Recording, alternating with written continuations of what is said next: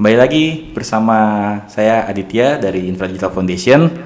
Kali ini kita juga akan ngobrol-ngobrol nih, cuman mungkin agak berbeda tentang narasumbernya gitu. Sebelumnya kita mungkin suka mengundang siswa ataupun mahasiswa gitu ya, atau mungkin fresh graduate.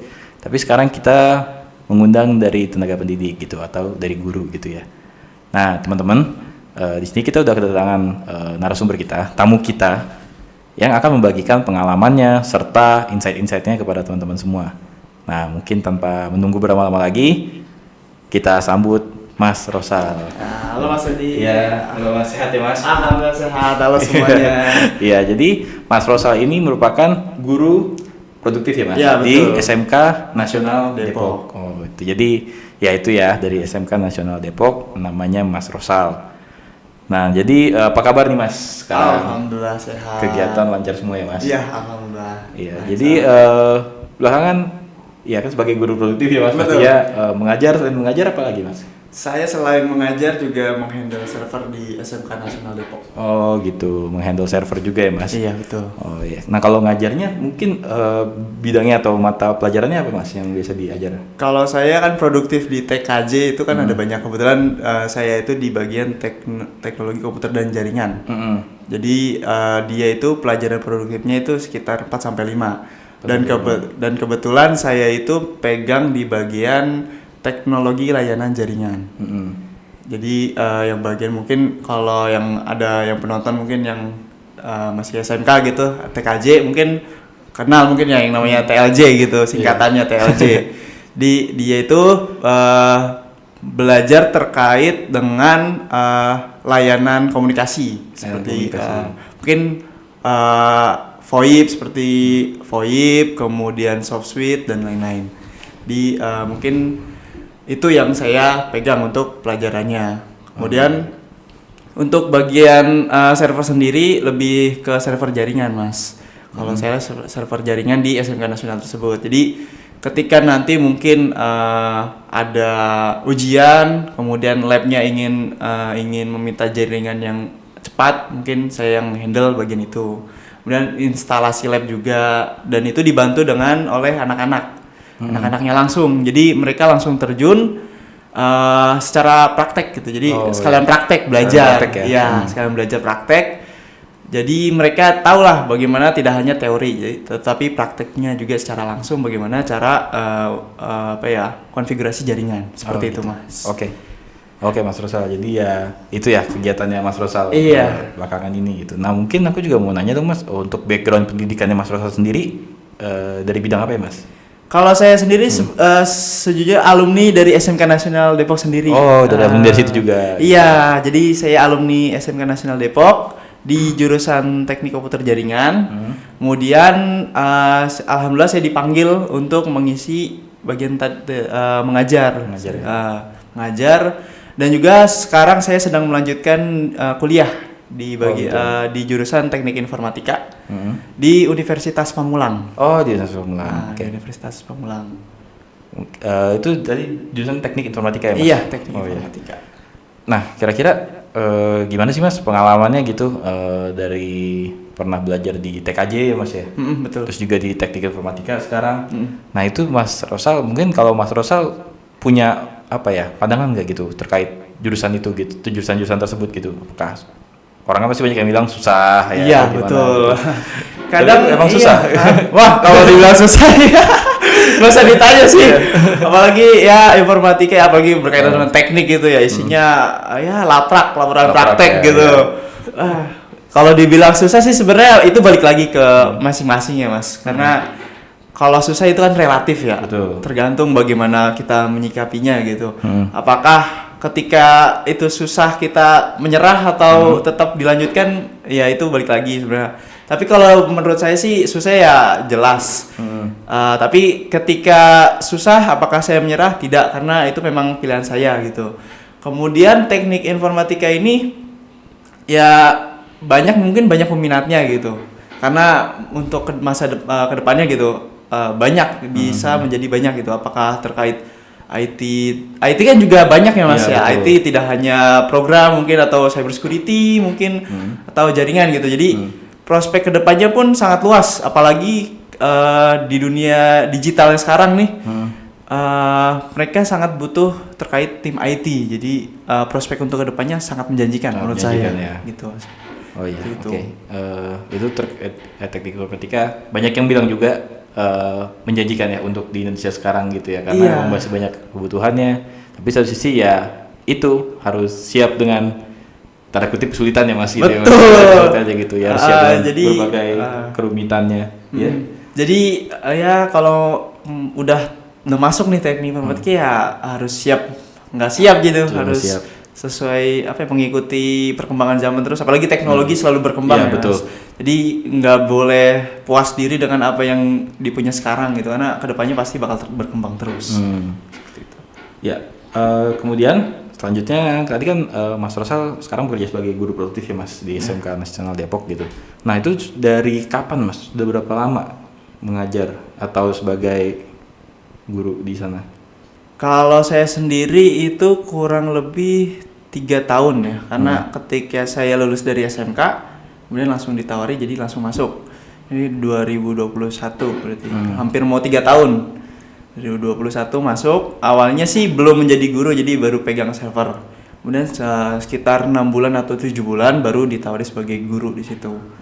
Jadi untuk waktunya sih ya sekitar 2 tahun lebih lah, 2 tahun lebih untuk menjadi guru produktif di SMK Nasional Depok seperti itu. Ya lumayan juga sih waktunya, nggak dibilang sebentar juga, lumayan dibilang lama juga belum terlalu, jadi ya masih ya tengah-tengah ya, tengah-tengah sudah itu. Ya jadi kemudian untuk profesi sebagai guru ini itu profesi pertama Mas, atau pernah mungkin kerja freelance atau kerja yang lain gitu sebelumnya setelah lulus? Jadi profesi guru ini sebenarnya kalau untuk bekerja realnya ya, mungkin yang pertama.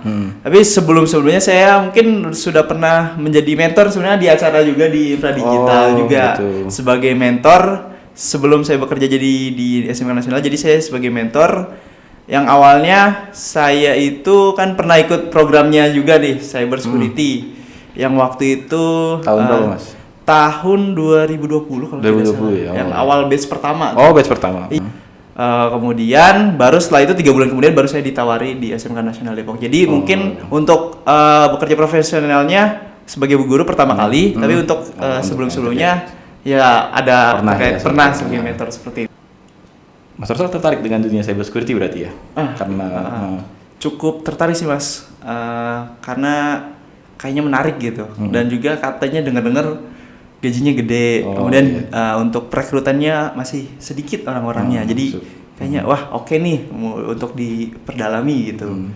Jadi dari awal saya ikut program yang Infra Digital, saya sudah pas saya masuk, awalnya saya belum mengerti apa itu cyber security. Pas saya masuk, wah kayaknya menarik nih, dan sampai sekarang dicoba untuk didalami seperti itu. Nah tapi bagian apa sih yang bikin benar-benar tertarik gitu kan? Oke lah, prospek ya tadi, gaji besar dan lain sebagainya, terus juga saingannya mungkin belum sebanyak bidang lain gitu ya. Nah tapi untuk Mas Rosal sendiri, bagian apa sih yang benar-benar tadi Mas Rosal bilang wah kayak menarik nih gitu?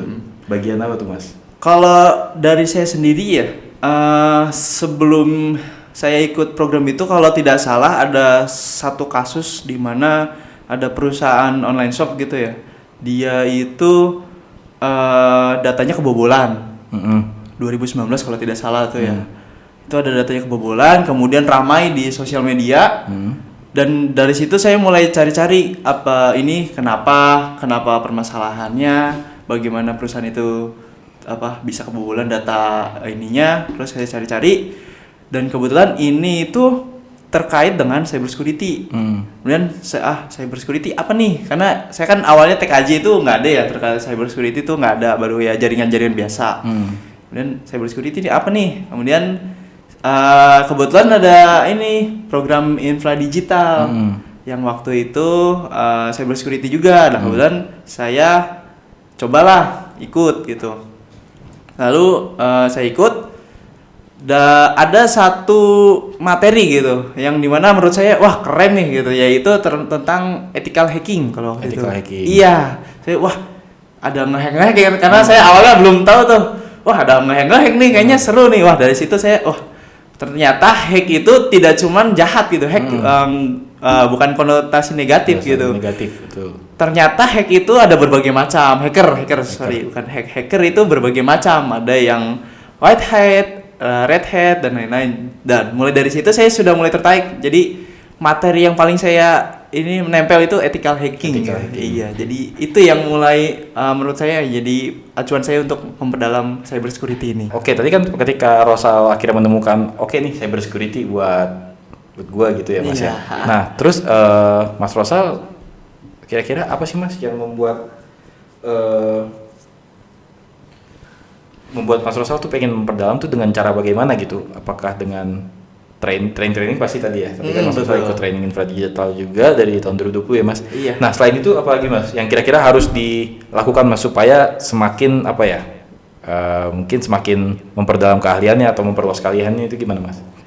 Kalau saya sendiri selain ikut training yang cyber security itu, saya coba-coba latihan otodidak, mandiri gitu. Saya coba, kalau saya itu coba ada website. Mungkin website kalian bisa cari aja kayak Hack the Box, kemudian Catch the Flag kayak gitu. Saya itu kan formatnya kayak Catch the Flag gitu. Jadi bagaimana mencari sebuah flag itu kayak hit jawaban gitu dalam sebuah mungkin website atau bug website kayak gitu. Jadi saya mandiri otodidak mungkin dari web tersebut, kemudian dari YouTube juga bisa gitu Mas. Jadi dengar-dengar atau mungkin kita kayak gini dengerin podcast terkait cyber security, mungkin itu bisa jadi motivasi juga untuk memperdalam dari cyber security tersebut. Jadi pada intinya sih selain dari training, belajar otodidak itu juga perlu. Karena kalau mengandalkan guru pun bingung, kita juga mencari dari mana gitu. Jadi ya kita harus cari sendiri sumber-sumbernya. Jadi otodidak baik dari YouTube maupun dari yang lain seperti itu. Oh gitu Mas. Nah kalau selain itu kayak misalnya terkait dengan komunitas ataupun misalnya teman-teman dengan interest atau ketertarikan yang sama, itu Mas Rosal pernah melakukannya juga nggak? Jadi kalau saya paling join komunitas yang dari infra digital. Jadi saya juga kadang baca-baca grupnya tuh, wah ada berita terbaru atau bagaimana. Jadi kadang saya juga baca-baca gitu. Sebenarnya banyak komunitas mungkin dari Instagram atau dari Facebook dan lain-lain gitu, atau dari Telegram gitu. Tinggal kitanya aja sih bagaimana mau mencarinya di mana, itu kita balik lagi ke kita yang harus usaha lagi seperti itu. Oh ya, oke Mas. Nah mungkin kita lanjut aja ya. Itu tadi teman-teman banyak tuh ya yang kira-kira bisa, kalau misalnya teman-teman memang masih pemula gitu, itu mungkin bisa ngelakuin apa yang tadi dibilang Mas Rosal gitu. Nah, tadi kan Mas Rosal juga selanjutnya bilang kalau misalnya prospeknya masih besar ya terkait cyber security gitu. Baik dari mungkin bisa dibilang juga awareness-nya belum sebesar itu ya. Kemudian juga salary, gaji gitu ya Mas. Nah, tapi apa sih Mas? Apakah ada peran guru tuh sebesar apa Mas dalam mentransfer ilmu itu Mas? Ini mungkin pandangan Mas Rosal sebagai guru juga ya Mas gitu. Baik. Jadi peran guru itu sebenarnya apalagi ya untuk cyber security ini sangat penting, karena pada dasarnya murid itu kadang ada yang malas mencari, kemudian maunya disuapin terus gitu istilahnya. Ya. Nah peran guru adalah bagaimana caranya mentransfer ilmu yang didapat kemudian memberikan kepada siswanya dengan pemahaman siswa gitu. Maksudnya ketika menyampaikan itu tidak perlu bahasa teknis yang pusing gitu. Kadang kan ada beberapa murid yang mungkin terkait bahasa teknisnya dia masih kurang. Jadi mungkin harus perumpamaan kayak gitu. Ya. Jadi peran guru di situ bagaimana mengambil data informasi yang mungkin dari industri, kebutuhan industri, mengolahnya menjadi informasi yang diberikan kepada siswanya menggunakan bahasa sehari-hari gitu. Gitu. Jadi fungsi guru yaitu tadi sebagai jembatan antara industri kepada siswa.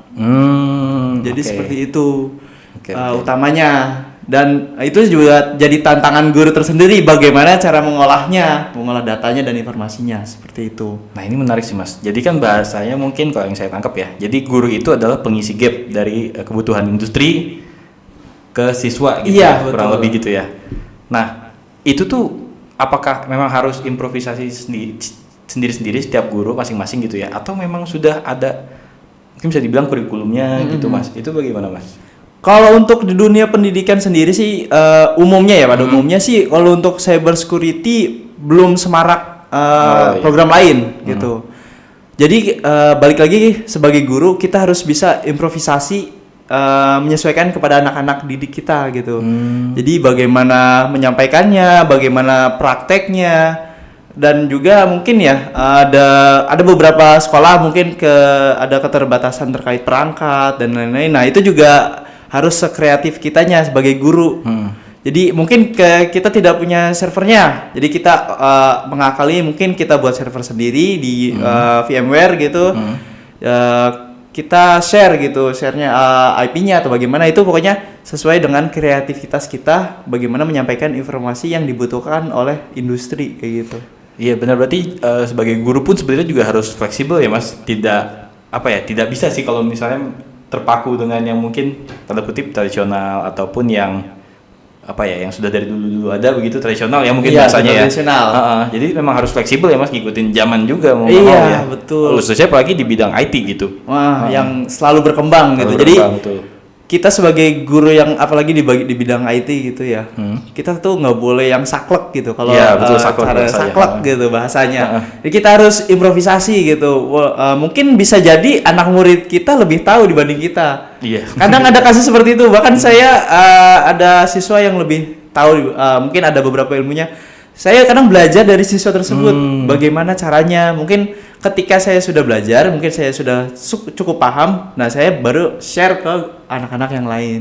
Jadi belajar pun tidak harus hanya dari sumber-sumber YouTube. Mungkin siswanya sendiri pun bisa jadi guru kita sebagai belajar gitu, Mas.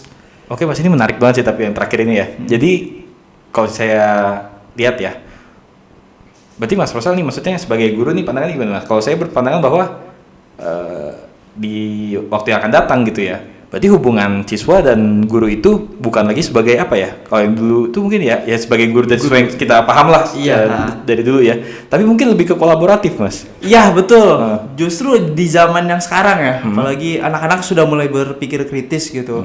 Salah sedikit Pak nggak kayak gitu, salah sedikit Pak nggak kayak gitu.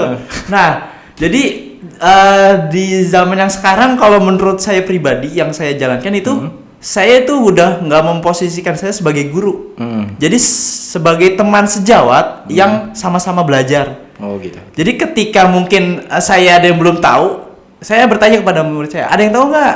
Kalau ada yang tahu coba dong maju ke depan, presentasi kasih tahu. Mungkin saya yang belum paham, jadi saya bisa belajar. Jadi kolaboratif antara siswa dan juga guru.